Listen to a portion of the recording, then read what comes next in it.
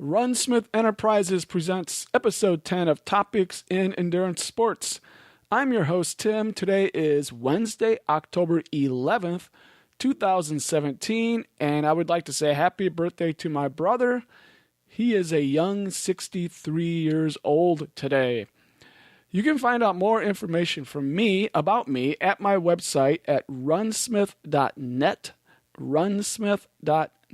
And you can find my email, Facebook, Instagram, Twitter, and all that type of stuff. And also my coaching services. I've recently added a new type of service along with my regular month-to-month type service, or really a day-to-day type of coaching service. I've now added the possibility where I just write out a plan for you, basically a fairly simple plan that could last from 8 weeks to 30 weeks, depending on what type of race you're training for and how far out your race is. And this would not have the constant communication of the regular month-to-month coaching, but it is less expensive. And in any case, no matter what type of coaching you get from me, you never, ever, ever get cookie-cutter plans. I don't just say, hey, you're doing a 5K, so everyone gets the same 5K plan. I talk with you about your background, what your goals are, what your current status is with your running, and then I create a plan just for you. So that is the type of coaching service you get from me. So check that out at runsmith.net. Also, if you want to donate to the show, you can do it at patreon.com/runsmith. And you can go on there and donate like $1 per episode. And as I'm about to mention, I don't do a whole lot of episodes too often. So you might get by with like $10 per year or something. If you were to do something like that. So it doesn't cost a whole lot, and that really does help me offset expenses that I have every single month, whether I put out an episode or not. So if you don't want to be donating every single month and then have me not do an episode, just donate per episode, and then you're contributing a little bit each time I do an episode. This episode, episode 10, is brought to you by Spoken Bicycles of Middletown, Ohio. I've brought them up before. It's a new bike shop in Middletown, Ohio, with service and sales, and also a full-service bar inside the store. So Otto and Mallory are the two owners, and they are absolutely wonderful.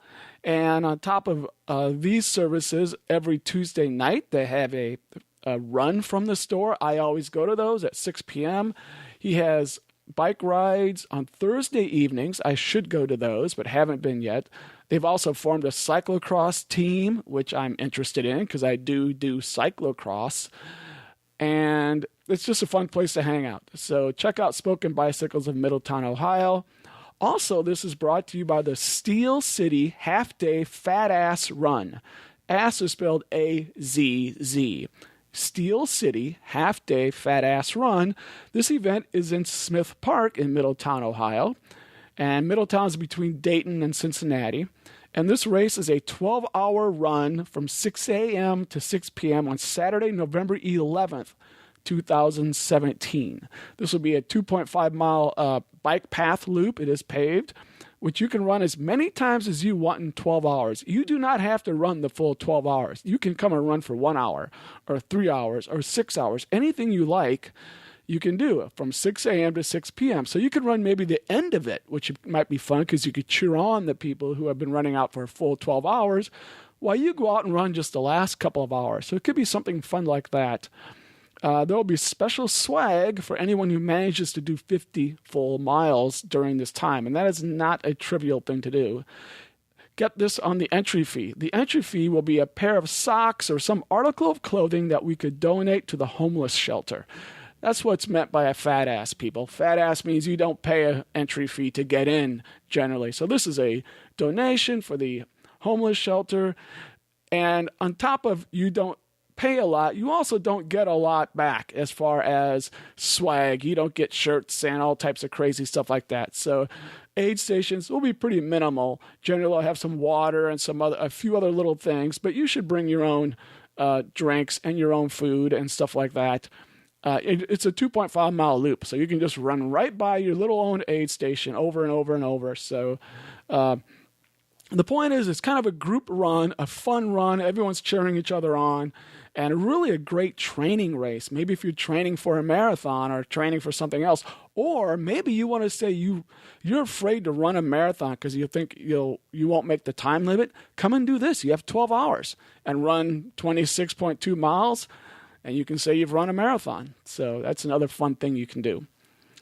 This is put on by a couple of friends of mine, Alex and Barney, two great guys here in Middletown. So it will be a good time. Unfortunately, before they coordinated this, I signed up for a race on November 11th. I'm super bummed out that I can't run it or be there to crew or volunteer. But I'd already signed up for the race, so maybe next year I will be there. It's only a few blocks from me. Also, for this particular episode, episode 10, it's kind of a travel log episode. And this might be one where it's good to look at the pictures while you're listening to me ramble on. All right? So I'll try to get these pictures up on the website, the show notes, as soon as I can. So if you want, you can listen to me ramble and look at the pictures. Or at the very least, maybe look at the pictures afterwards if you listen while you're out running or doing something else. Because there's going to be a lot of visuals to this in a way. And I'm just talking, and you might be wanting to say, hey, what did that look like? What did that look like? And I have hundreds of pictures about what I'm talking about today. So I'll try to at least get one or two up for every little adventure I'm talking about. So what is today's episode? Today's topic, only one topic, racing, running, and sightseeing in California. And yes, as I mentioned a little earlier, I am way, way, way behind. This is stuff I did in June, and it is now October. So I'm about 4 months behind.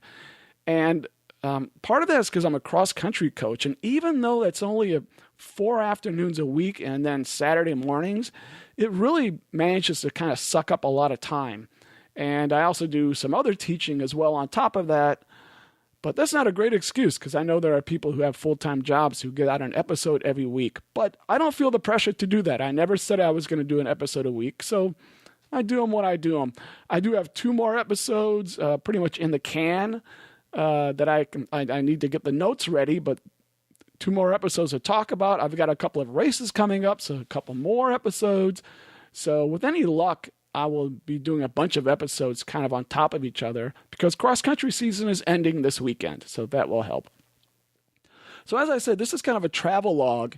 At the end of May, I did the Western States 100-mile race training runs, and I did an episode about that. That was at the end of May when I did that. And then at the end of June, I attempted the Western States 100-mile race, and I did an episode about that. That's episodes 8 and 9. So check those out. This episode is about everything else I did between those two things. So we spent a month in California, and this is all the running and sightseeing and things like that we did in California. And the point of this, as always, is hopefully to be kind of useful. I'll tell you a little bit about our lodging, a bunch of trails that I went and ran on, and even a couple of other races I threw in, spur-of-the-moment races I threw in. So that's what this is all about. And hopefully if you're thinking of going to California, you might get some useful tips out of this, or maybe this will encourage you to go to California for a week or 2 weeks or something like that. If you can, if you're lucky enough to, you could do that and you get some ideas from this. And most of this, or all of this, is pretty much situated along the I-80 corridor between Lake Tahoe and the Bay Area. So this does not cover Southern California or far Northern California. So first, I would like to thank my wife, my wonderful wife, who not only pretty much paid for this whole thing, because right now her husband's a bit of a bum, but she spent hours and hours on Airbnb and other places trying to find our lodging. And she found a fantastic Airbnb for us to spend to stay at for the month. So I will mention that in just a moment. All right, so let's get started here. Our month began just before Memorial Day in Ohio, where we live, and we drove all the way to California. I had way too much stuff to bring to fly. And even though no one really wants to drive that far, it was still cheaper and more convenient to drive than it is to fly. And we couldn't have carried everything we took with us as well. We did stop in Iowa. That's where my family is. So we drove to Iowa, visited my family briefly. And then we went from Iowa to Wyoming, spent the night in Wyoming. From Wyoming to Nevada, spent the night there. Those were 2 long drives. And then from Nevada, we went to Nevada City in California. And that's where our Airbnb was, in Nevada City, California. Nevada City is about 45 miles northeast of Auburn, California, about 60 miles southwest of Truckee. It's a little bit in the middle of nowhere. So it's off Highway 49 a little ways, and Highway 20, those areas. It's off that a little way in this city called Nevada City. And actually Nevada City is kind of a city proper, but we were outside of it about 5 miles, kind of out in the country. The address was Nevada City, but we were out in the country. So it was pretty neat. It was an actual ranch area with our little place had a horse, and a bunch of other places had horses near us, even some cattle. There were turkeys roaming all over the place. We saw little tiny baby turkeys. A couple of nights I saw a mommy skunk with a bunch of little baby skunks. Very cute. And deer all the time coming by and stuff like that. So we really did feel like we were kind of out in the country. And that was in Nevada City. So we arrived there on Thursday, May 25th is when we arrived there, right before Memorial Day weekend. So nearly all of the running I'm going to describe, all the trail running I did, just the fun runs we did, these were done usually on a path where my wife could also hike. So keep that in mind, because my wife doesn't really run as much as I do, but she does love to get out and hike. So usually it would be like an out and back, but I would just go ahead of her and maybe I would run 3 or 4 miles out and 3 or 4 miles back, and she would hike a mile or 2 out and a mile or 2 back, something like that. We did do some loops, and maybe I would do the full loop and then start running backwards on a loop to find her, stuff like that. But always keep in mind it was the 2 of us together in almost every single case. And so if you're wondering, why didn't I do this big, long run? Well, that's why. I didn't want to just leave her forever. And I had no reason to do any super long runs anyway. I took care of that on Memorial Day weekend training runs. And from there, it was just kind of taking it easy up to the race. So on May 26th, which was a Thursday, the day after we arrived, we went to a trail called Independence Trail, and it's off Highway 49 near Nevada City, and some information. So I'll give information about all these trails and things we did. So the Independence Trail was founded by the late John Olmsted. The Independence Trail transformed an historic gold mining ditch into the nation's first identified handicapped accessible wilderness trail. It is now one of the most popular trails in the area, contouring along wooded hillsides, passing live streams and crossing deep gorges on restored wooden flumes that once transported water for hydraulic mining. The Independence Trail is oriented for most of its length around the canyon of Rush Creek, and there's a west and an east trail. The west trail features several wooden flumes, picnic tables, and benches. Flume 28, over 500 feet in length, crosses above a waterfall on Rush Creek about 1.1 miles west of the trailhead. So that's the way we went. We went to this about 4 times because my wife really liked this trail, and a lot of it was shaded, very nice. And you'd come to this little flume. It looks just like a wooden bridge now, but evidently it was part of the water system. And it's just an absolutely beautiful view. Every single time I ran over it, either direction, I'd stop and look and take more pictures. You're looking down at this creek way below you, and it's just really, really great views. So it was a wonderful little place to run. That's the first place we started seeing lizards. We saw about 8 billion lizards in California. And actually, it's the first place I saw kind of a different type of lizard, kind of a salamander-ish soft lizard that I could actually grab and pick up. I have a picture of me holding it. All the other lizards I ever saw in California were the little really fast things. Like as soon as you got near them, they just darted away. But we went there a number of times, really enjoyed it. Excuse me. Sorry, I had to cough. Really enjoyed it. And I would run out like a few miles, like I said, and then turn around and come back and find my wife. Also, I think on this same day, we went to the Auburn Running Company, which is in Auburn. And I think I mentioned this probably in one of the last episodes, but it's like the running store in Auburn. And they've got some cool stuff there, like when you win Western States, you get a big cougar statue. It's like a foot tall. It's big. If you win it, and they had a couple of those on display. Ann Trayson's from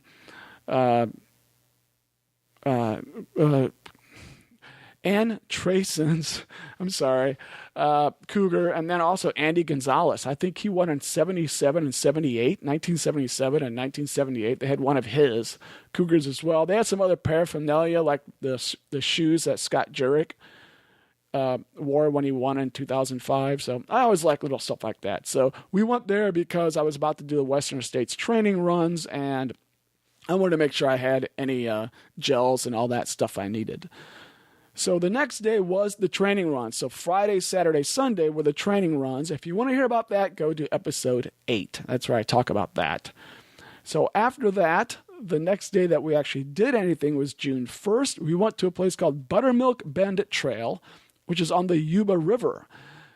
Also not too far from Nevada City. So we haven't strayed really far from our little spot yet. So Buttermilk Bend Trail is a 2.3 mile moderately trafficked out and back trail located near Penn Valley, which is also near Nevada City. And it also features a river. Then there are side trails down to the river, and you get absolutely beautiful. I'm going to say this over and over and over, people, so get used to it. Really beautiful views. So you're looking down at the river, just gorgeous, especially if you're coming from like the Midwest. I suppose California people, their eyes just glaze over because they see this every day. But if you're coming from the Midwest or the East or anywhere, the views are just beautiful, beautiful views. And so I did run down one of the little side trails down to the river, which is cool to be right next to it. And my wife really liked this walk as well, although it was a little more exposed, very sunny and kind of toasty. But it was a very nice run I did there, out and back. The funny thing is I got really, really mad because they charged $20 for parking, which I thought was ridiculous. There was like no one in the parking lot, and we drive in and we have to pay $20 to park in this parking lot just to be out in the trail for a tiny bit. So because the $20 lasted all day, I got so mad that we went back there that evening to run a different trail. Across the street from the parking lot was another trail called the Point Defiance Loop. And part of that is also along the Yuba River, just on the other side of the street. And this is a pretty cool little trail. It goes kind of up and up and up, and it's pretty rocky. And you go up a big hill, and then as you're circling, you come back down the hill around to the river. Then you run along the river to the finish. And I think I looked it up, and it says it's like a 3-mile loop, but it seems like I ran farther.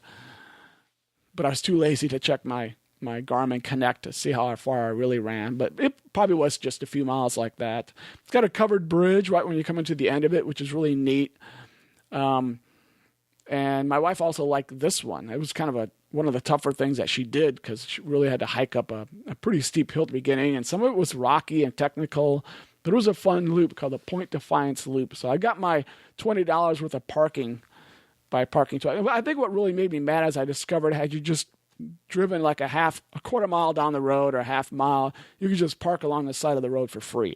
And here I paid $20. So there is a tip, a California tip. A lot of places where they want you to pay for parking and it's really expensive, you can drive like a quarter mile somewhere and there'll be these parking spots along the side of the road. And you can park. And at first I thought, no, that can't be. That you must be going to get a ticket if you park at these other spots, but you don't. It's okay. So I don't really understand the concept of having a $20 parking lot when a quarter mile down the road you can just park for free. So I didn't know that yet at this time. So that's what happened there. So there's a tip. On June 3rd, we went up to Truckee. So Truckee is the little city. If you're coming along I-80 from the east and you're going into California, you always go right next to Truckee, California. It's got a very famous history, very close to where the Donner Party spent the winter and, of course, resorted to some cannibalism. It's near Donner Lake, for example. And it's got a cute little street that's like, 5 blocks long, very touristy, with a bunch of restaurants and a bunch of little shops and stuff like that. we went there like 3 times. And one time there was a little festival going on with the band and just a bunch of stuff in this. They closed the street off and made it pedestrian only. And there's a little festival going on with things for sale and stuff like that. So cute little town. Like I said, we went there a few times and ate there a few times. So near there, from what I gather, they're trying to turn Truckee into more of a trail town. It's already kind of a mountain town. So there are mountain shops, for all your skiing gear and stuff like that, and probably climbing. But I think they're trying to turn it also into a summer trail town with running trails and biking trails. So they're building them around the area. Kind of made me think it'd be a smart place to go open up a running store. Because they didn't have a running store. One of the mountain shops did have running shoes, probably because they were just smart enough to see, hey, let's kind of add that on. But they didn't have an actual dedicated running store. So someone should do that. Although I can't imagine what the rent is there. Probably extremely expensive. Not to mention you're snowed in all winter. But anyway, I did go to a trail called the Sawtooth Bike Trail. I highly recommend this trail near Truckee. And there's a number of other places we could have went to, like, for example, around the lake. But I'm not sure they're finished building the trail around the Olive Donner Lake. I think it's in process, maybe. But the Sawtooth Bike Trail is kind of near Truckee, only like 10 miles outside of town, if that far. And it overlooks the Truckee River. You're way above it, like hundreds of feet, it seems like, above the river. And it's about a 10-mile loop, kind of a elongated loop, like a football-shaped loop. And right down the middle of the loop is a dirt road that you could drive down. And so what I do is I ran half of it. I ran kind of down to the end of the loop, like one point of the football down to the other point of the football, and I did that along the river, and it was just tons of beautiful views again, just overlooking the river. Just fantastic. Very nice little single track. There's a bike trail, so every now and then bikes go by, which I actually enjoy. And then when I came back, just to not stretch this out too long because my wife was out hiking, I just ran the road back. But it'd be fun to do the whole loop. So I probably ran, 5 miles on the trail and then another 4 miles or 3 miles just straight back down the road, which was still fine. It was fun running down the road as well. So I recommend that. That was a really nice loop. And then afterwards, we went to Truckee and ate at a place called Burger Me. Me with an exclamation point. Burger Me. I actually enjoyed it. So if you want a good burger, check out Burger Me in Truckee. The next day, June 4th, I did not mess around, folks. Pretty much most every day we were traveling somewhere or doing something. So the next day, June 4th, we finally headed the other direction down towards Sacramento. And I did a run near Folsom Lake. Okay, it's a pretty big lake south of Auburn near Sacramento. And I parked at a place called Beals Point, which is where there's a beach. I'm pretty sure that's where we parked. So there was a beach there. And then there's a trail called the Pioneer Express Trail. And it's like 15 miles long total. So it starts like south of Folsom Lake and goes along Folsom Lake, then goes north of Folsom Lake, I think.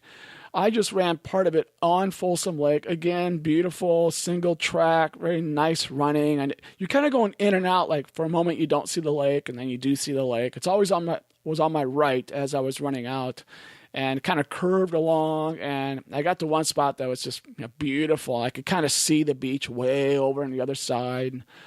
Very, very nice. And then I turned around and ran back, and of course my wife was hiking. And what was nice, it was pretty hot. And when I got done, the beach had lots of cars and lots of people at the beach, and it was a free beach, and I just, in my running shorts, took my shoes off and my shirt off and jumped in the water. So it was very, very, very nice way to cool off afterwards. Really enjoyed that. So it was another great run. And there are races here, I think, too. So a lot of these places where we ran, well, some of them have races. I'd love to do a race on there. And I did see some other runners out there as well. Most every place I went, I'd see other runners. Right after that, by the way, we went to Folsom Prison. In case that was ringing a bell, Folsom, you were like, where have I heard that? Yeah, Folsom Prison, like the Johnny Cash song, or the Johnny Cash album, Johnny Cash at Folsom Prison, which helped to revive his career when he did that. And we went to the prison, and there's a little tiny museum there. It's really cool. So you kind of walk almost in, you're not in the prison, but you're within the big gates leading to the prison. And you can walk in there, and it's a little tiny house type of thing. And they've converted the bottom floor, just a few rooms, to the prison. But it is worth going into. It didn't cost anything.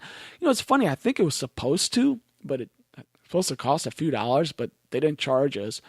And we went in, and there's all types of things. Like, they got knives that they got from the inmates, inmates trying to make knives out of things, and even homemade guns. These inmates would make guns out of things. They got stuff like that, and stories about anyone who tried to escape, and all types of things, little prison clothing and other things prisoners made, and history about the museum as well, and stuff about Johnny Cash and his visit to the museum. So, we spent like 45 minutes there in this little museum. So, totally worth going to. I think after our run, we went and ate, and then it wasn't all that far. It wasn't like a big drive, and you're right at that Folsom Prison, and got our picture taken with the prison right behind us. So it was pretty neat. So I would definitely check out Folsom Prison. Totally worth going to if you are in the area.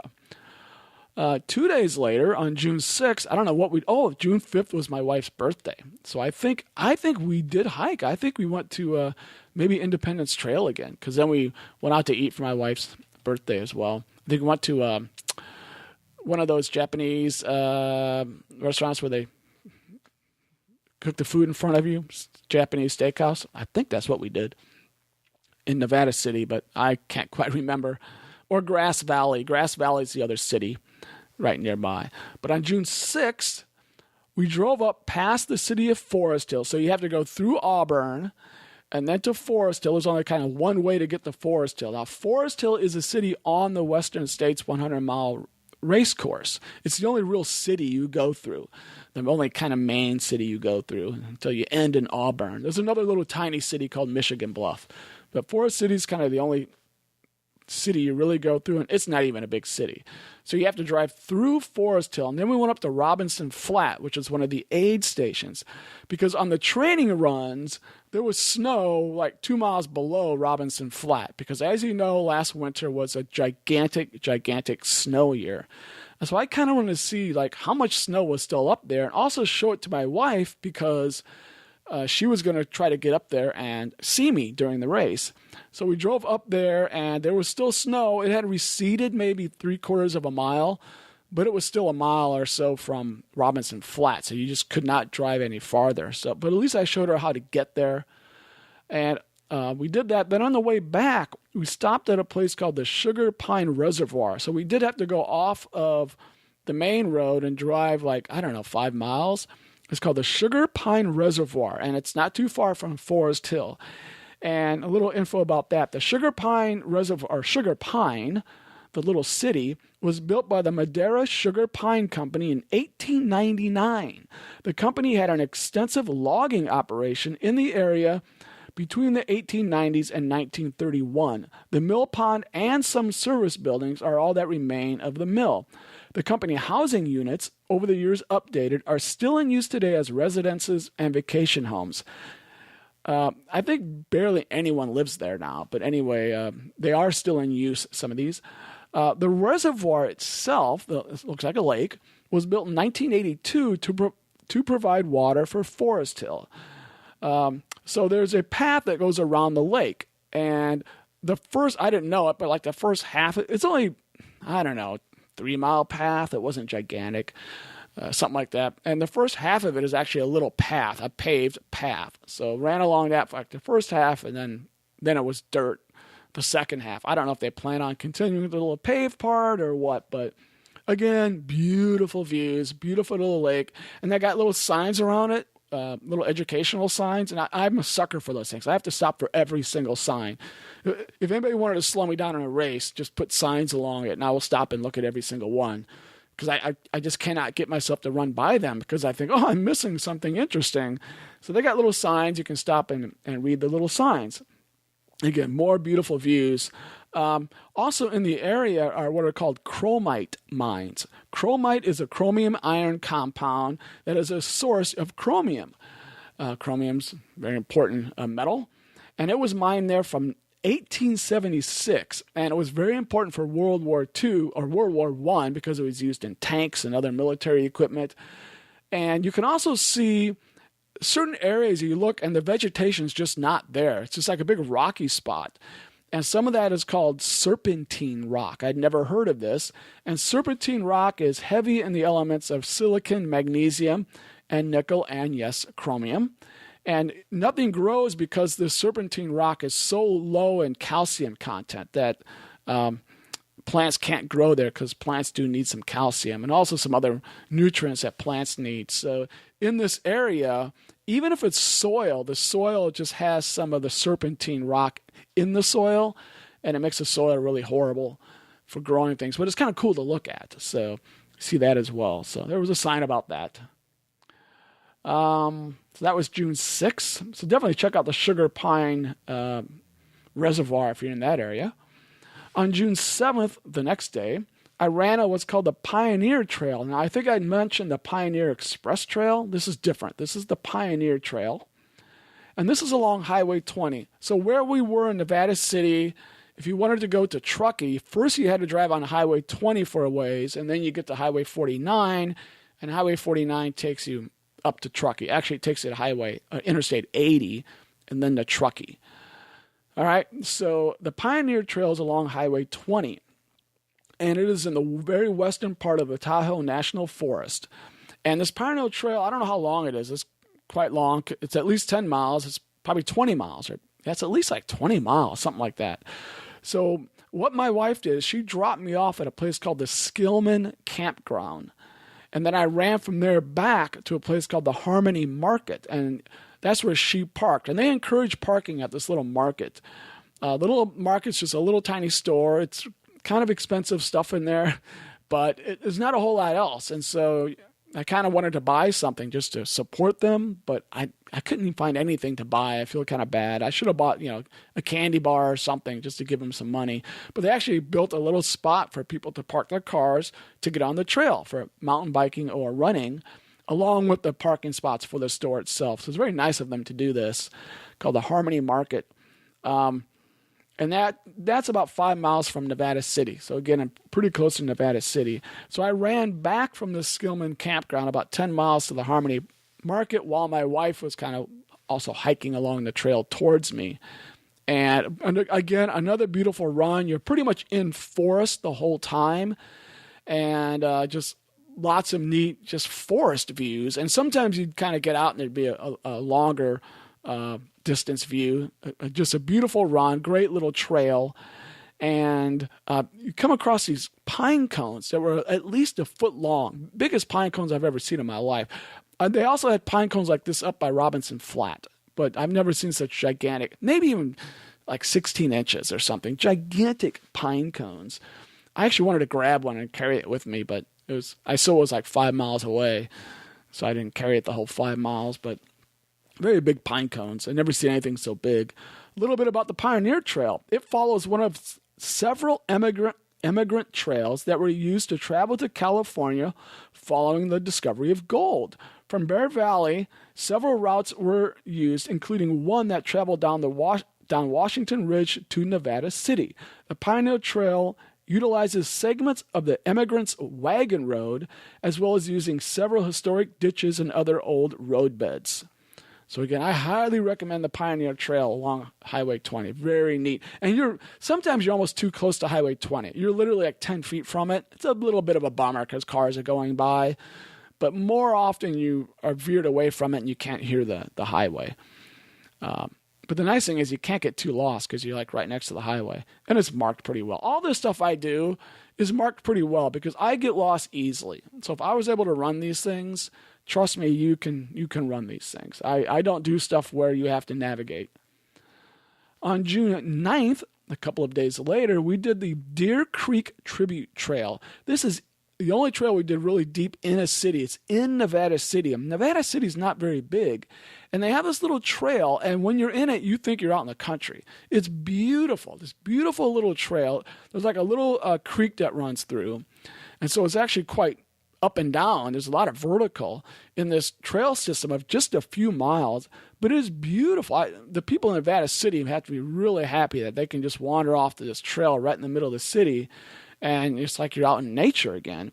And the trail itself like I said, it's called the Deer Creek Tribute Trail.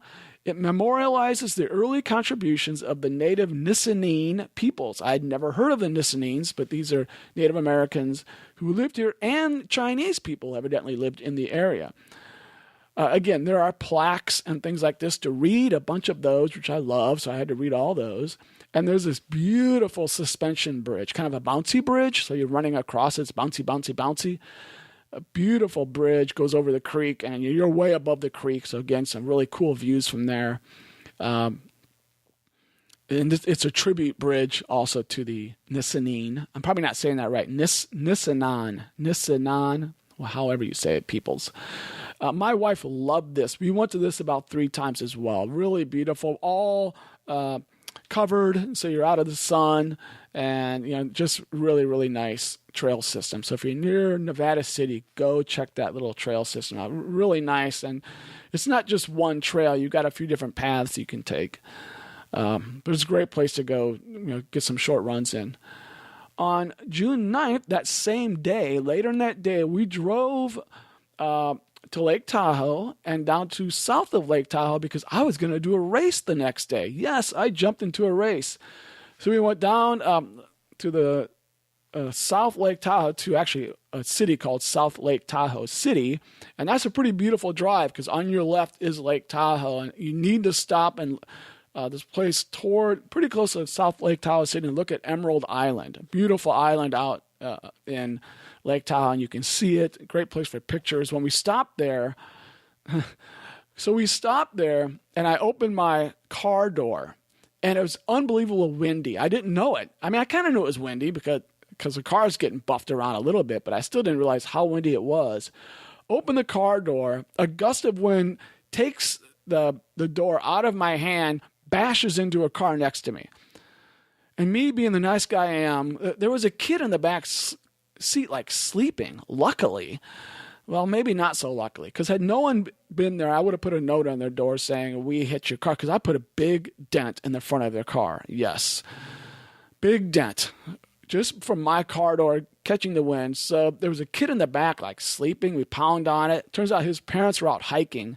So he calls his parents, and we have to wait 45 minutes for them to get back. And then they yell at us. They're all mad. And I'm like, "I'm sorry, man. At least I didn't drive away." Anyway, that wasted an hour and a half, a long time dealing, because everyone called their insurance agents and all this and that. Ugh. Anyway, we got it sorted out. So our insurance paid for it, thankfully.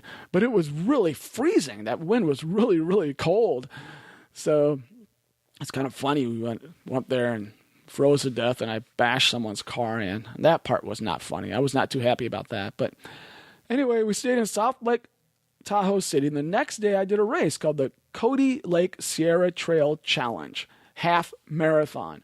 And this was in Kyberts, California. So this is down in the Sierra Mountains. It's 20 miles south of South Lake Tahoe. So we drove another 20 miles south, right in the heart of the Sierras. And I decided to do this race just for fun. I thought it'd be a good half marathon training race. Very, very hilly, lots of elevation. I thought this would be a great little training run exactly 2 weeks before Western States. So we get there, and it's held at a place called the Strawberry Lodge. And some folks actually stayed at the Strawberry Lodge. We just stayed at a cheap hotel. And the race director's name is Troy Lim, and he has a number of trail races, and I can't think of it right now what they're called, so I will put a link to his race schedule. He's got a bunch of different races.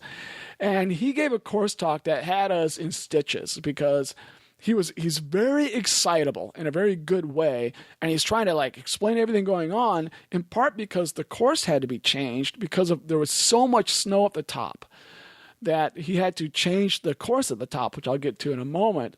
So he's trying to explain all this, and everyone's like, "Oh," he's just a very excitable guy in a very great way. He's very passionate about his races, and so he's explaining everything, and just really you'd have to see it. It's too bad I don't have a recording of it because you would love listening to it. There weren't a whole lot of people signed up for this. There's maybe 30 people or something.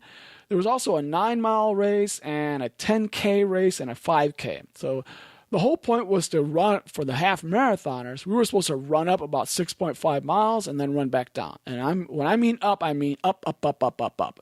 Unfortunately, there was so much snow that we could only run up about 4.5 miles. So we ran up about 4.5, ran back to the start. That was 9. And then we had to run up, a couple miles and a couple miles back to do it. So we had to kind of repeat the lower part, which is a bit of a bummer. The thing about Troy, he's such a nice guy that first he said, well, if you don't want to do it, I think he had already told people this. If you don't want to do it, I'll let you run another race for free. And that's partly why maybe only 30 people were there. He even said that to the people there. He said, look, if you want to do this, go ahead and do this, and I'll still let you do another one for free. I mean, that's a nice guy right there. So you got to appreciate that. But anyway, we took off, and like I say, you just go up and up and up and just through this beautiful, dense forest. And then you kind of come out. About mile 3, we hit the snow. So the last mile and a half was in snow. And I mean slippery, deep, tough to run in snow. And it was great, though. I mean, you had these, again, just beautiful views. I mean, your up-close views are beautiful. And then we came to a lake, which would be the Sierra... No, wait, what's the name of this? Cody Lake. Yeah, Cody Lake Sierra Trail Challenge. So we came up to Cody Lake. We did get to see that. And you run kind of partially around the lake. And that's where we had to stop. We should have continued on, but we had to stop there. But those views are fantastic. And I was stopping and getting all types of pictures. But it was sketchy. You're running on kind of the side of the snow, and it's very slippery. And there's a couple of spots where if you slid enough, I would have slid directly into the lake, which probably would have been rather cold and miserable. But luckily I did not do that.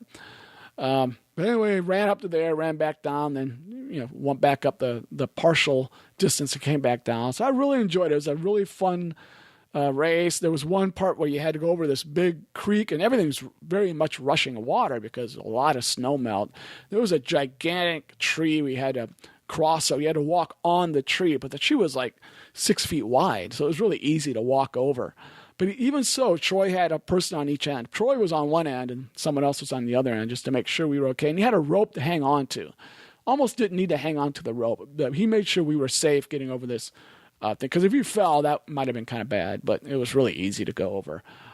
So the elevation at the top was right around 7,200 feet. So we got a nice little elevation there.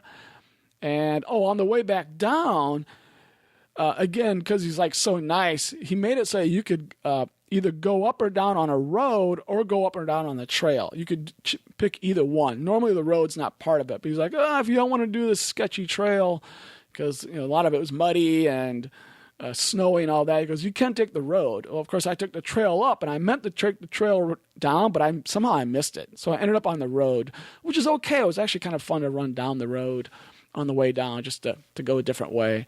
It was much longer, though, so I don't think it saved time because it was like a mile longer or something like that to go down the road. There wasn't a whole lot in aid stations, I think in part because it was really tough to get up there. There was just a couple of places with water, which was fine because, I had stuff with me, and you run up 4.5 and come back down. It's not that long. And at the start, there was an aid station with not a ton of stuff, but some stuff. This is a pretty cheap race, so there's no reason to expect a whole bunch of stuff or anything like that. It was a beautiful training race, just fantastic. I really, really enjoyed it. Let's see, my time.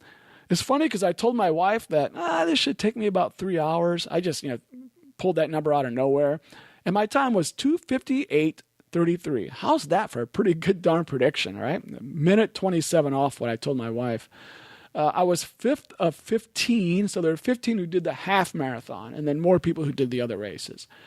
5th of 15 overall, 4th of 9 males, and the woman's winner was Keely McCaskey. She finished in 2:42:42, so yes, she did beat me by 15 minutes. Very good. And guess what? I have an interview with Keely, and I will play that right now. Okay, I'm talking to a half marathon finisher. And what is your name and where are you from? My name is Keely McCaskey, and I live in Albany in the East Bay. In the East Bay. All right, so have you ever done one of this guy's races before?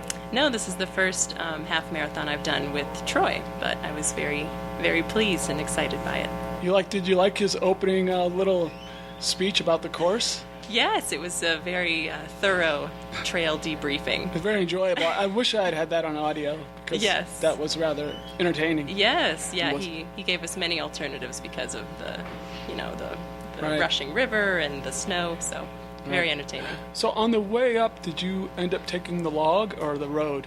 I took the road actually on the way up, and then on the way down I took the log just to see both.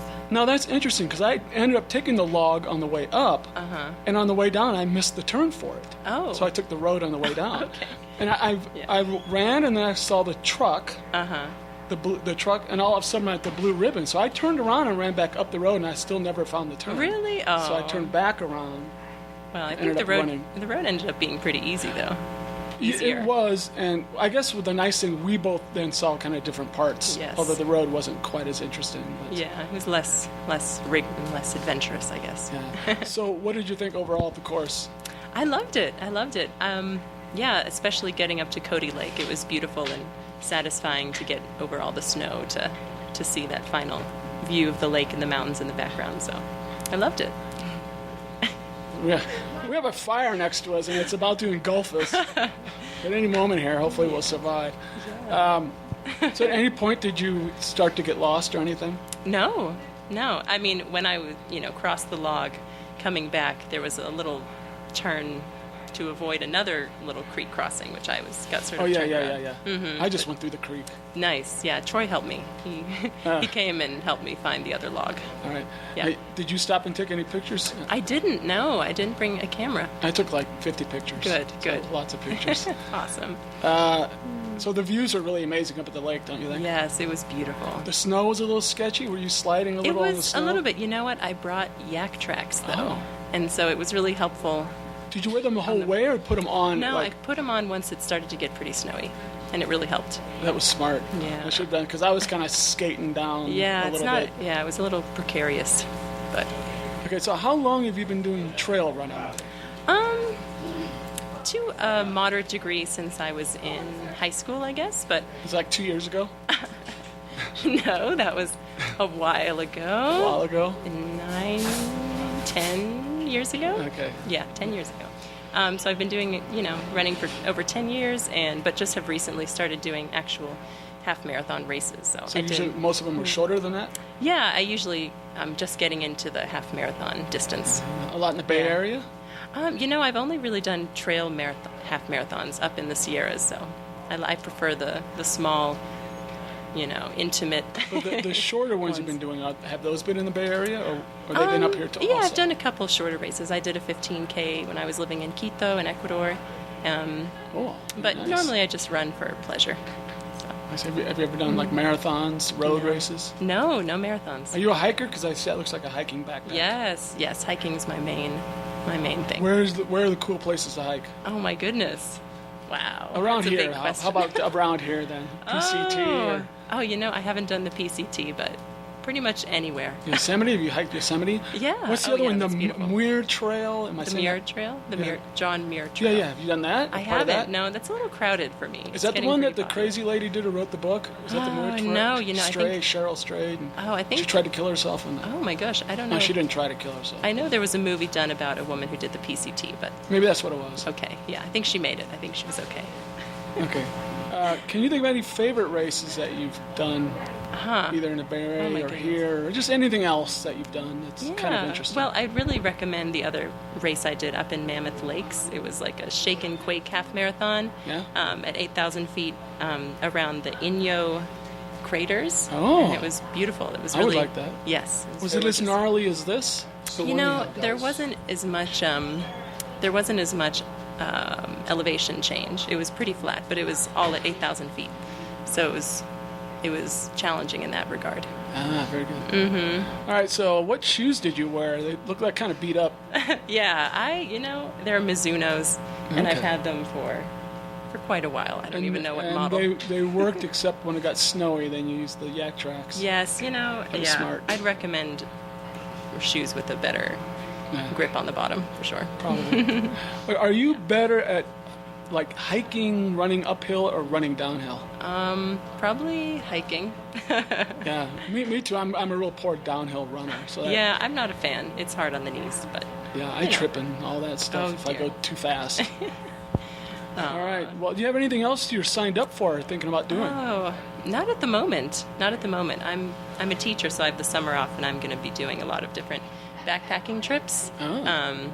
This summer in Bucks Lake Wilderness. I'm going to take 2 weeks in Colorado to backpack there. Nice. But so far, I got to sign up for another trail running race. My niece just moved to Colorado, and she's a big backpacker. Oh, cool. Yeah. A bit of a climber as well, Awesome. too. So what were you doing in Ecuador?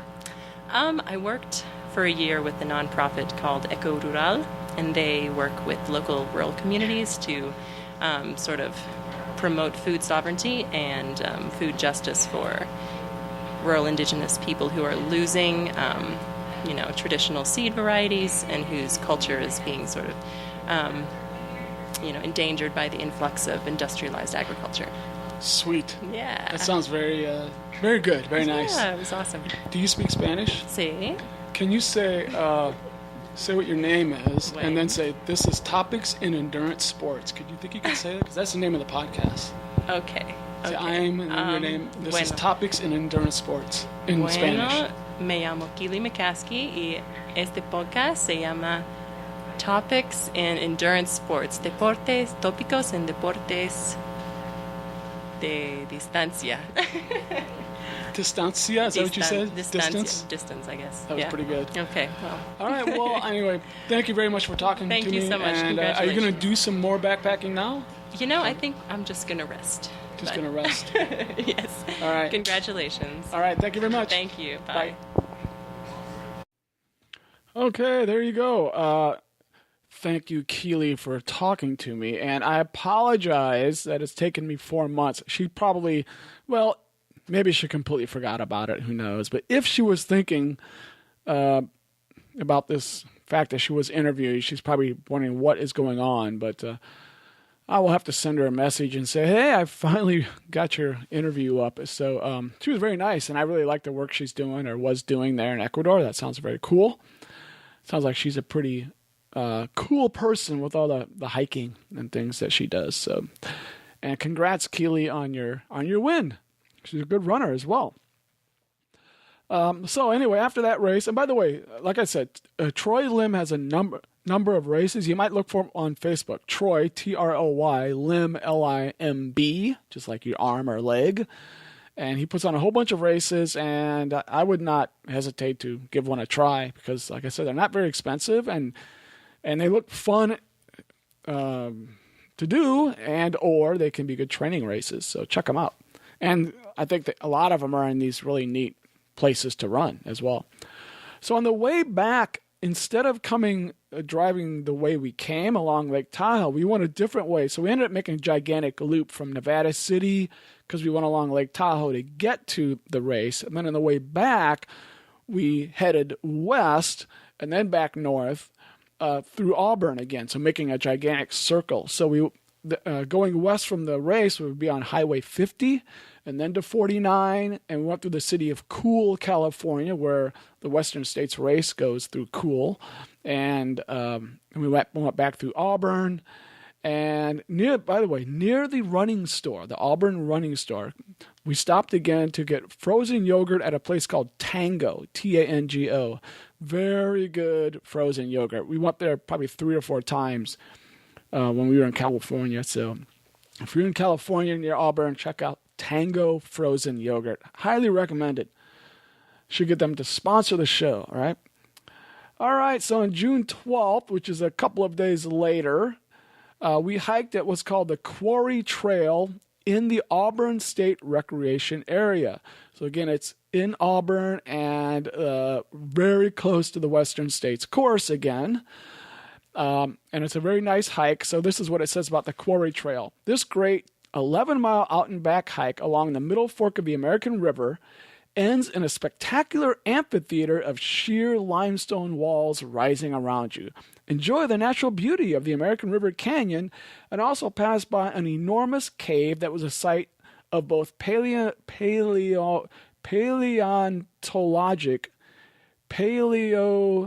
paleo stuff. The word's not coming out of my mouth right now. Excavations and more mining activities. Learn about the plants and animals present today. Yes, that means I got little signs to look at. In the canyon environment, as well as the mining history of the region. The trail is wide and smooth and is mostly level in grade. It was fairly level, with the exception of the last bit up to the quarry. The trail follows the path of an old railway that was used to carry out the limestone. When it existed, the railway had standard gauge sized tracks, and the cars were actually backed down the path 4 times every day to be filled with limestone and taken 7 miles to Auburn, the city itself, Auburn proper, for cement production. In 1942, the railroad tracks were taken out for scrap iron for World War II. So as we ran down it is really wide along the river, so very nice place to hike and run. Again, really nice views of the river the whole way. And I did see this cave, and it's got bars on it and a couple of signs. So the point is, the Native American peoples used this cave as kind of a place to live, and then later they used it as an entrance for mining back in the early 1900s. I didn't do the whole 11-mile distance of it. I went, a few miles down and turned around and came back like normal. My wife liked this hike as well. It's also pretty exposed, but it's a nice, pretty hike. And this is one of the places where you could park your car at a spot and pay a bunch of money. But if you go just a little ways farther, you park for free. So we did that, and we went back to our car, but then we kept walking a little bit farther, and you get to No Hands Bridge, which is the bridge that you cross during Western States. It's the very last aid station, 96.5 miles. Maybe there's a little aid station, one more little aid station, but it's at 96.5 miles. It's called No Hands Bridge, and you're right at the kind of bottom of Auburn. And when you go over the bridge, then you go up a couple of miles, and then you're almost to the finish. Of course, I did not make it to No Hands Bridge during the race. I didn't get that far. It's actually called the Mountain Quarries Railroad Bridge, and it used to carry limestone to connect with the railroad in Auburn. So, from that mine up to Auburn, and it was built in 1912. It was the longest arch concrete railroad bridge, and I'm not sure if it was the longest one in the world or in North America or what, but it's a concrete railroad bridge. Pretty neat to look at. The railroad itself stopped in 1939, but in 1964 there was a huge flood that destroyed the modern Highway 49 bridge, but not this one. This bridge is built to last. It's pretty much nothing's ever going to take this thing down. So in 1964, the Highway 49 bridge fell down in the flood, and they pressed this one into service for cars for a little bit. The whole bridge was also submerged in 1986 in the Valentine's Day flood, but didn't hurt the bridge anyway. It stood there anyway, while a dam 2 miles downstream was completely destroyed. So like I said, it's a very tough bridge. As far as the name of the bridge, the No Hands Bridge, lore has it that Ina Robinson, this lady, rode a horse across the bridge using no hands at a time when there were no handrails on the bridge. There are handrails now. And it is just a pedestrian bridge. It's like gravel kind of on the top. You walk across it, so lots of people like to walk across it. And again, really beautiful views from the bridge to look at. But anyway, this lady evidently went across it riding her horse and didn't use her hands. I don't know where her hands were, but that's why it's called No Hands Bridge, I guess. All right, on June 13th, we went back to the Deer Creek Tribute Trail in Nevada City. I told you that was very beautiful. Then we drove to Berkeley. So this was one of the few things we did that was really touristy. We went to Berkeley, and we spent the night at my sister's brother's. Take it back. My sister's husband's brother, David, and his wife, Tamara. We stayed with them in Berkeley. Thank you very much, guys. And the next day, June 14th, we did a little run up in Tilden Regional Park in the Berkeley Hills. So if you know anything about Berkeley, it's built really on the side of a big, gigantic hill. And up here, you get very good views of the bay, or if you're kind of looking the other direction, kind of toward the valley, the California Valley. We just kind of a short run up there, kind of steep and up and down. So we did a little bit of a run up there, and then we left there. So even though we were in Berkeley, I did not visit the university because it's where I graduated from. I went to school there for 5.5 years in the late 80s. And one of my huge regrets is that I was not a runner at the time. So all this running I could have done in California, all these races I could have entered when I was in my late 20s, and obviously could have been a much better runner than I am now. I missed it all. I didn't even know trail running existed. If I could go back in time, that's one thing I wish I could go back in time and do. I could have done Western States, in my 20s, and probably would have done a heck of a lot better. But anyway, I can't do anything about that. So I didn't go to the university and check it out. I thought about it, but we went over into San Francisco, and we went to a Giants game, and then we went to Fisherman's Wharf and stuff like that. It was a fun day. Lots of walking, a lot of sun, so I needed sunscreen and all that. Because where we parked, Fisherman's Wharf and the Giants baseball stadium are like, 4 miles apart. So we kind of parked in between, but we ended up doing a lot of walking. And actually, that was kind of painful. It's easier to run than it is to walk. So just a lot of walking.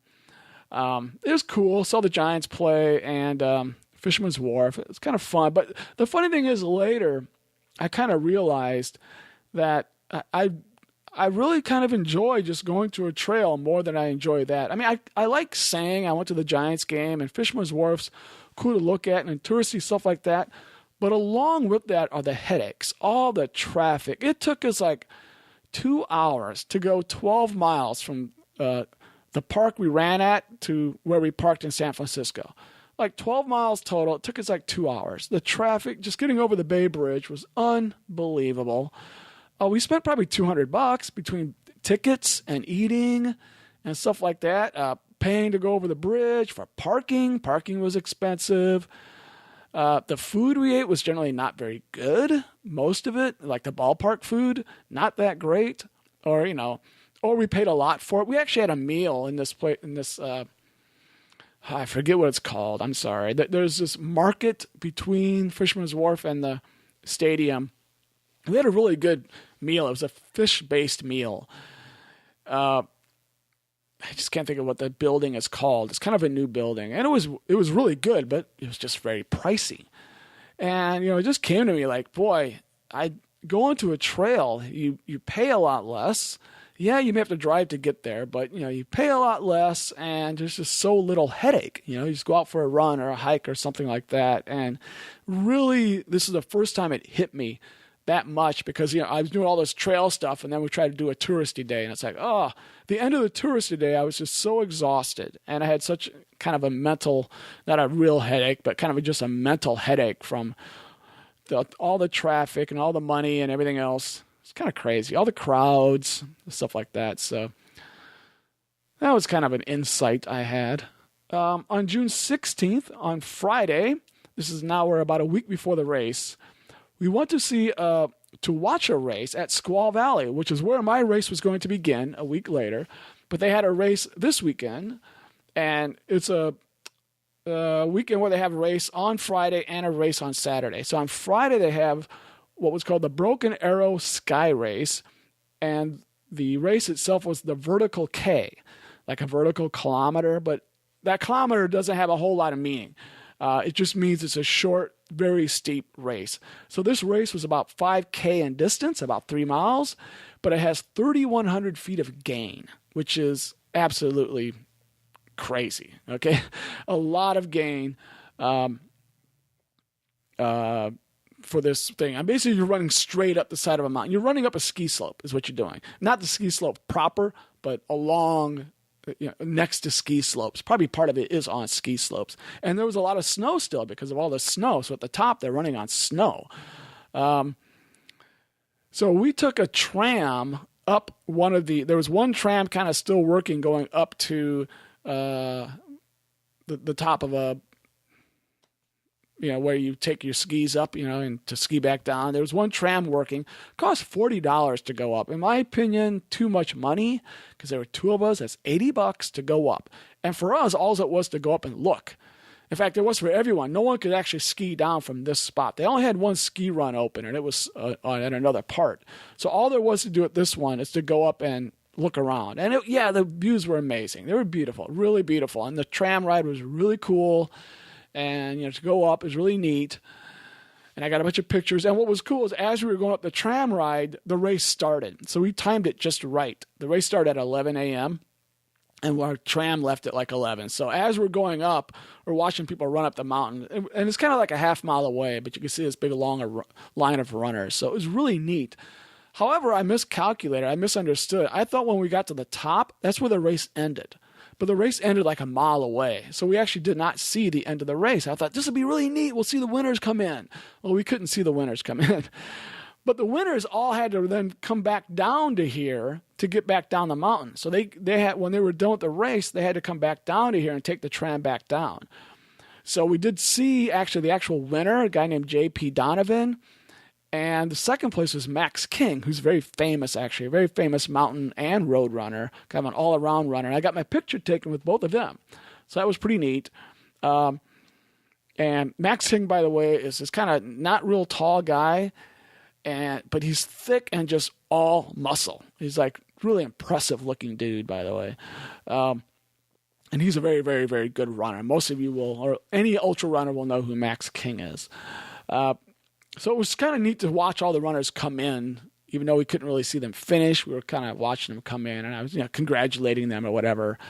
So we went back down. The next day, we didn't watch it, but the next day there was a 26-kilometer and 52-kilometer race.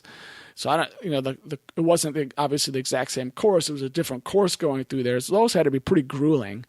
And I do know that Max King won the 26K. So he did the vertical kilometer on Friday afternoon, basically, and the next morning it goes out and wins the 26K. So that's pretty impressive. So that was fun to do. That was fun to watch, even though it was a little pricey going up the tram. If you got a lot of money, go up the tram sometime. If you're pretty strapped, I don't know. You can still see beautiful views without spending quite that much money. On the next day, Saturday, June 17th, I decided to go to a concert, and there's a story behind this. There's a guy named Michael Butler who's got a podcast, and this is kind of what got me into podcasting, by the way, or one reason I got into podcasting. He's got a podcast called The Rock and Roll Geek Show, which I recommend. If you like rock and roll, check out The Rock and Roll Geek Show. And he's got a band, just a cover band, in California, and his band was playing in Tracy, California. So kind of just for fun, I thought, let's go see his band. The band's called The Butlers. I thought, let's go see the band, right, in Tracy, California. So we drove to Tracy, California just to see Michael Butler, which is like a 2-hour drive. And Tracy, California is like right in the middle of like the Northern California desert, really hot. It was well over 100 degrees that day. But on our way, we actually stopped in a town called Locke, L-O-C-K-E, California. So a little bit about Locke, California. It's a small community in the agricultural region south of Sacramento. Like I said, very hot. Built by Chinese immigrants during the early 20th century, it is listed on the National Register of Historic Places in 1971 and was further designated a National Historic Landmark District in 1990 due to its unique example of historic Chinese American rural community. And they contributed to the building of California via their expertise in agricultural work. And so all Locke, California is now, it's a tiny little town that's got about 2 or 3 blocks that have been preserved. That's it. But it is worth going to. If you're anywhere near this area, kind of look south of Sacramento for Locke, California. If you are near it, go check it out. You only need to spend an hour or 2 there, and it's kind of neat. So when we got there, first we ate at this bar. It's a biker bar called, believe it or not, Al the Wops. And then yes, WAP is a derogatory term, but that's what it's called, and that's what it's always been called. It's also called Al's Place, a little bit nicer. So the story behind that, Al's Place was constructed in 1915 by Li Bing, Chinese man, Li Bing, and 3 partners who ran a Chinese restaurant here. Then in 1934, Al Adami, that's Al, and an associate came up the river to become the only non-Chinese business in town. Later, Al purchased the building from Li Bing and continued in the business until his death in 1961. So Al was evidently a character. He would do things like cut off people's neckties because he said that was too dressy. And they would also pin like a dart to money and throw it on the ceiling and stick it on the ceiling. You may have seen this in other places. And it's still up there. There's like $1 zillion worth of dollar bills up in the ceiling. He would stir the ladies' drinks with his fingers. That sounds disgusting. And there's all types of stories about his antics. It's a really neat place to go into. The walls are littered with pictures and all that type of stuff. So if you like that type of thing, it was good. And yes, it was full of bikers. A little bit intimidating. Nah, not really. All types of bikers were in there. There seemed to be kind of 1 or 2 main biker gangs, I guess, that were in there. And we went to the back and ate there. So I had like a burger, I think, which was good. And I saw some guys next to me. They got these gigantic steaks. It looked, maybe they were $20, but it was a huge steak. So the food was pretty good. So check out Al's place. And then we walked up and down the strip a little bit. We saw they have an old gambling den, an old Chinese gambling den, still set up kind of the way it was. And that was really neat to look at. Inside, you can see the different types of gambling tables and stuff that they had. They have an old schoolhouse. There's a visitor center. There was a little store in there, and I got a Chinese store that sells all types of kind of Chinese-based stuff. And I got some ginger candy, like imported from China. And you also just look at the architecture of the houses and the buildings. They're kind of unique. So it's just worth a visit if you got an hour or two to check out. So after that, we went to Tracy, California, where this concert was. It was over 100 degrees. It was stiflingly hot, and the concert was outside. Now, thankfully, there were trees, and we were in the shade. It wasn't super humid, so it didn't really feel the 105 or so that it was. And this was all bikers, and this was intimidating, okay? We were the only 2 there not in black, my wife and I. The only 2. Everyone's in black but us 2. And the Butlers just play classic 70s covers, Kiss and Cheap Trick and things like this. So it was like fun to watch. And yes, I did meet Michael Butler and got my picture taken with him, so that was kind of cool. One funny thing was I almost got myself killed because I went up to the stage and I'm taking videos of the band and Michael Butler and taking pictures. And there's a girl standing next to me that's got a tattoo on her arm. And I thought it was like Nikki Sixx of the band Motley Crue. That's what it looked like. It may not have been. But I thought this was funny. I said, is that like really Nikki Sixx? So I start to tap her, but the only way to talk to her would be to scream. Because we were right next to the stage. And I thought, I don't want to scream and be obnoxious. But I wanted to get a picture of her tattoo, so I was going to ask her. So finally, I'm like, So while she wasn't looking, I admit, or anything like that, but I took a picture of her tattoo on her arm. I go back and sit down, and this guy, this biker dude, who looks like he could kill me, well, he could kill me, I'm sure, taps him on the shoulder and goes, hey, dude, what's on your phone? And at first I'm like, I don't know, I don't even register what he means. He goes, what's on your phone? I heard you were taking pictures of girls' asses. So I'm like, instantly I knew, I was quick enough to realize what was going on. I said, no. I took a picture of a girl's tattoo. So here they are. So I showed him every picture on my phone. And then the last one was a picture of this girl's tattoo. And he looks at it. And I said, do you want me to delete it? And he goes, no, it's fine. So he knew that and the picture was, very innocently of her tattoo and nothing else. Thankfully, it wasn't like, of her chest and tattoo, because then it would look worse. But it was just her tattoo. So he was okay. But until that moment, he had this like, I'm going to throw you out, I'm going to kill you and bury you, and no one's ever going to find you again. That's the way he was acting. So a little bit intimidating at the moment there, but luckily I survived that. So that was our Saturday, kind of a crazy little Saturday. So we watched the band and then went back home. So big long drive back home. On June 18th, that was Saturday, that was Father's Day. Yay. No, wait, June 18th would be Sunday. So that was Father's Day on Sunday. And I did another race. So in Nevada City is a very hilly little town. It's just like, the whole town is built on the side of a hill. And they have what's called the Nevada City Mile I'm sorry, they have the Nevada City, what's it called? Nevada City Bicycle Classic is a bike race that goes round and round and round. It's a criterium. So if you know anything about bike races, this is one type of bike race where they pick a few city blocks. You go round and round and round and round and round for a certain amount of time. And whoever goes really the most laps wins. And if there are a number of people who want the same number of laps, the person who gets there first wins. So you might go for 60 minutes or whatever. And it's a bike race. But this year was the first year they decided in the middle of it to add a running race. So after like half of the bike races, they had a run race, which is just going to be one loop of the course. And I decided to enter on a whim. I just discovered it a week earlier. I don't know how. I said, I'm going to enter. So the course was 1.1 miles, actually, 7 turns, and it had 110 feet of up and 110 feet of down. That may not sound like a lot, but it's a whole bunch in 1 mile. Basically, we started near the bottom of the hill, ran down a little bit, took a left, then ran up, up, up, up, up, up, up. And I mean, it was like straight up, okay? Straight up. And you get to and there was a couple of little false flats on top of that, and you get to the top, and then you had to bomb a very steep hill down to the finish. And again, it's amazing, 110 feet. I don't believe that, because that sounds like nothing. It sounds like just 30-some yards on a football field. I don't get it. I think it was way more than that, but because it was just up and up and up and up. And I did jog it at first, just to see. I jogged the whole thing.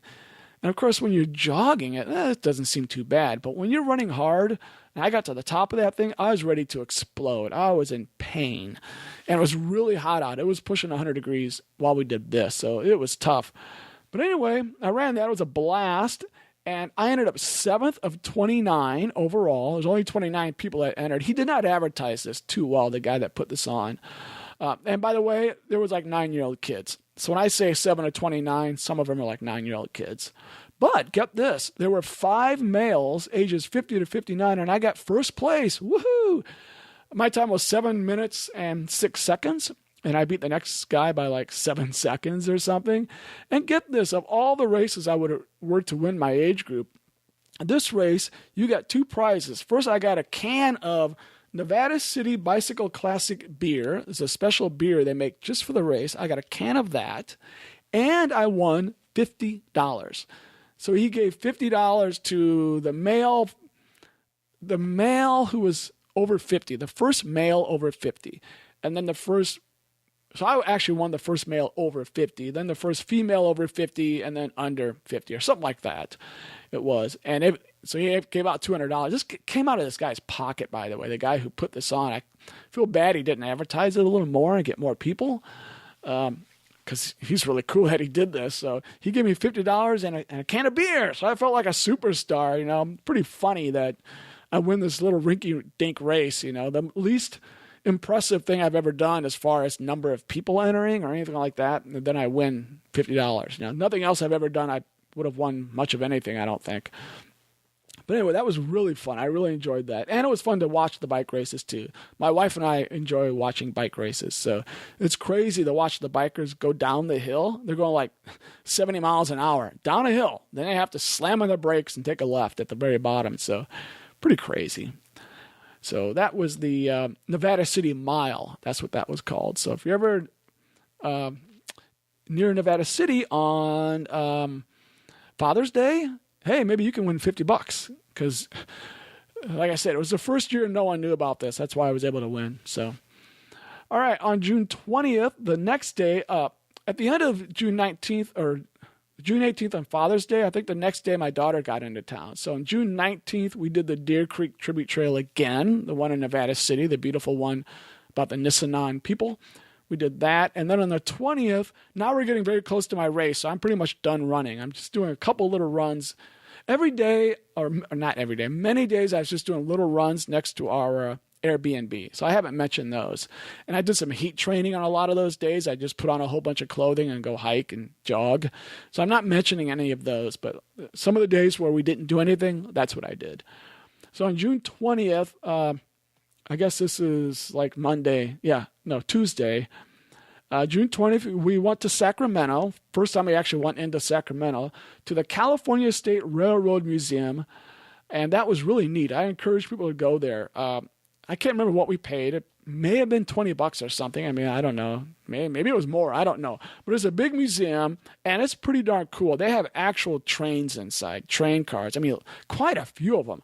And some of you can go inside and walk through it, and they're just really neat to look. I don't know how anybody could not like old trains. They're just beautiful old trains, refurbished.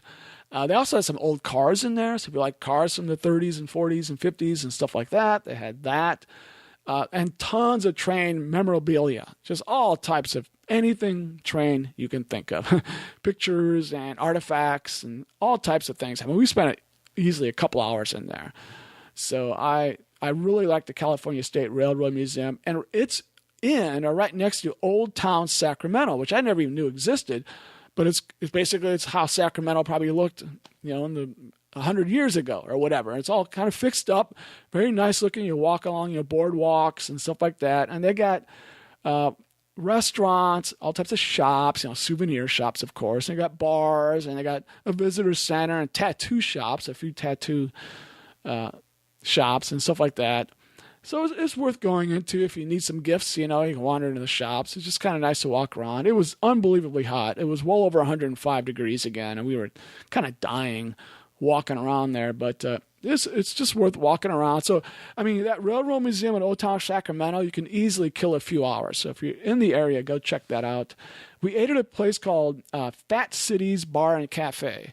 And the food was pretty good. It wasn't horribly expensive. It was pretty good. I don't remember what I had. Probably another burger or something. But the inside is really neat to look at. The people have collected chandeliers and lamps and stuff like this from around the world, and windows. It's like this big ceiling window thing that's really neat to look at. And the decor is just pretty neat. They got a gigantic bar that came from a movie set. I forget the movie, but they would tell you it's really huge. Bar and some other old stuff. It's kind of neat to look at. Even if you just go get a drink or something, you could go in there and look at all the stuff inside. So that's Fat Cities Bar and Cafe. Finally, the very last day, this is the end, before getting ready for the race, on June 21st, we went to the Bernhard Museum in Auburn. It's just a house. One of these little things probably a lot of people just drive by and don't think about, but I love these little places, little tiny museums. It's called the Bernhard Museum. And this house was built in 1851 as the Travelers Rest Hotel. And now the Bernhard House has been welcoming visitors for over 150 years. It's filled with artifacts and furnishings from a bygone era. The Bernhard House transports visitors to a simpler time. And we got a nice tour. A lady gave us a tour. And I love places like that. You see the old furnishings, the appliances, the clothing, the rooms, every little bit of it. Outside, they had a barn with some horse-drawn carriages that you could look at. And there's also another building that I think is a winery, or they sell wine. But it was open when we got there, and then at the end of the tour, it was closed. So didn't get to go in to see that, but that's there too. And so that is in Auburn. So check out the Bernhard Museum if you're like me and you like stuff like that. And ladies and gentlemen, that is it. This is 1 hour and 22 minutes. Like always, I know I talk too much. I hope this was interesting. And like I said, it might be better to look at the pictures. Also, I will put this up as a YouTube, although it'll be too late now, right? Too late to tell you that, but I always record my podcasts and put them up on YouTube, and there's no difference except the pictures are on YouTube. So, if you want to hear it again, wait till I put it on YouTube, and then you'll see all the pictures flashing up as I'm talking about them.